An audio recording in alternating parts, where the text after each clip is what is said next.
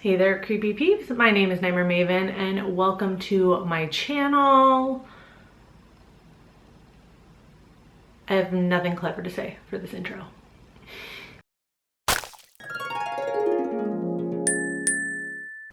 Wasn't a single thought behind the eyes when I hit record.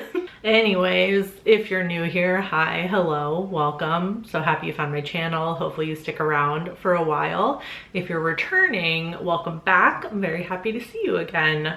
So being a horror tuber is interesting because I publicly put my thoughts about movies out on the internet, and the internet is forever. We all know this. Also made over 1,000 videos and reviewed so many movies that it's not only possible, but it happens very often that I fully forget that I've seen movies, even if I made a video on them. Which is kind of cool because if I really remember nothing about a movie that I apparently watched and made a video on, I can watch it with mostly new eyes. Sometimes I find out that maybe I just didn't like the movie initially because I just wasn't in the mood for that type of movie on that particular day that I watched it.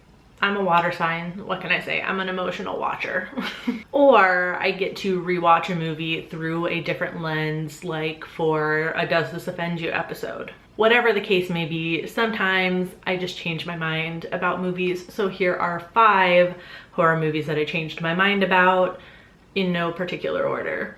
First is House from 1977. Some of y'all might understand my stance on this one because the movie is batshit crazy, especially if you're going into the movie with very little information about it. I think the first time I watched it, I just knew it was about a group of friends that go and stay at a house and it's haunted, which is technically true, but it in no way prepares you for the crazy visuals and special effects going on in the movie. The stylistic choices from the lighting, the animation, the special effects have since grown on me, especially since looking into the history of the movie and learning that the director Nobuhiko Obayashi asked his preteen daughter to bring life to these childlike ideas that can't be explained and adults tend to not understand. Apparently he used a lot of her ideas in the movie, which I feel like is kind of cool, and it gives some context to some of the crazy visuals we're seeing. Next is The Brood from 1979. I think I may be entering like my body horror era because I used to not really vibe with that subgenre. Like I never had anything in particular against it. It just was like never anything I was super interested in watching, or it wasn't really anything I sought out specifically. I've really been getting into it the past couple of months, including when we covered The Brood for an episode of Does This Offend You? Come to think of it, this may also be my feminine rage era because that's another reason why I've grown to like this movie. The embodiment of rage via these weird little children is kooky, but it's just kooky enough to work. And of course, there are the themes of body autonomy and the need by a patriarchal society to control uterus owners' bodies while simultaneously blaming them for anything and everything that goes wrong with the children that they birth and raise.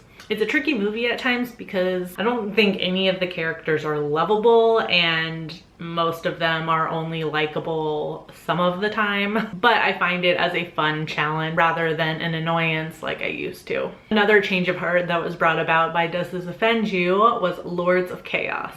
We did a ton of research for that episode, and in doing so I so much more appreciated what the film was trying to do. So true to how I normally used to operate, I initially watched this movie by knowing nothing going into it, so I didn't know anything about the story behind the film. And then afterward, when I did look up stuff about the true story, it was just articles. I don't know, none of them are super in-depth. Really didn't show like the depth of this story and how much was going on. I'm really starting to appreciate, I don't know, looking up stuff about movies before I go into watching them. Sometimes going in with no knowledge whatsoever is not the best course of action. I've learned that now. All right, next is Phenomena from 1985. Giallo hasn't ever really been my thing. I've seen quite a few Giallo horror movies and I definitely appreciate their place in horror film history. But I've just never really loved any Giallo movie I've ever seen, which technically I didn't love Phenomena either the first time I saw it. That's kind of the whole point of this video. But I remember initially thinking it was a little derivative of Suspiria, which I know is even argued still whether it's actually a Giallo movie or not. But they both follow the story of a girl who goes to a boarding school where the students are being murdered.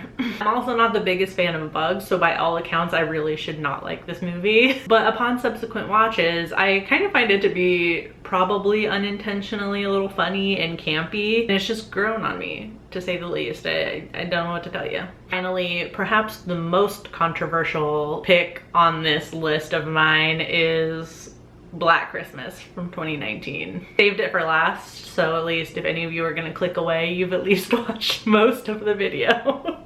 But I distinctly remember at various points saying I didn't like the movie because it makes it obvious who the killer is right away. And I don't know if that was intentional, but if it was, I can kind of see it. It's very much like women just wanting to be believed when they're assaulted and you're saying it was this person did this to me, and nobody believes them. So the movie kind of works in that sense. Like the movie is telling you who it is. I feel like it kind of works. I don't know if that was the point. Maybe I'm reaching. I'm pretty good at that. I also remember criticizing the movie for the bluntness of the message. Not the content of the message itself, but how heavy-handed I thought it was. And as time has passed since this movie's release and things are just getting worse and worse for uterus owners in the United States, I no longer care if a message like this is too heavy-handed. Some people just prefer subtler themes, and that's fine.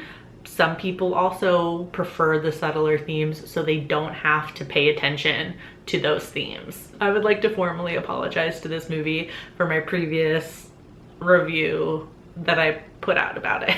Okay, if you still are here and you didn't click away at the mention of Black Christmas 2019, let me know some of the horror movies that you changed your mind about in the comments and why. It's totally okay to change your mind about stuff. So if you enjoyed this video, please give it a thumbs up. It does help me out. Subscribe if you're new here. Become a creepy peep today. We just hit 10,000 creepy peeps here. It's so I still can't really wrap my head around it. It's like a milestone I never thought I would reach ever in a million years.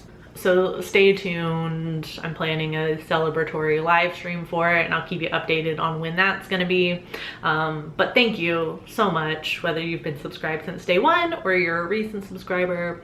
I love you. Thank you so much. And I will see you Friday with a new video. Until then, stay strange. Bye.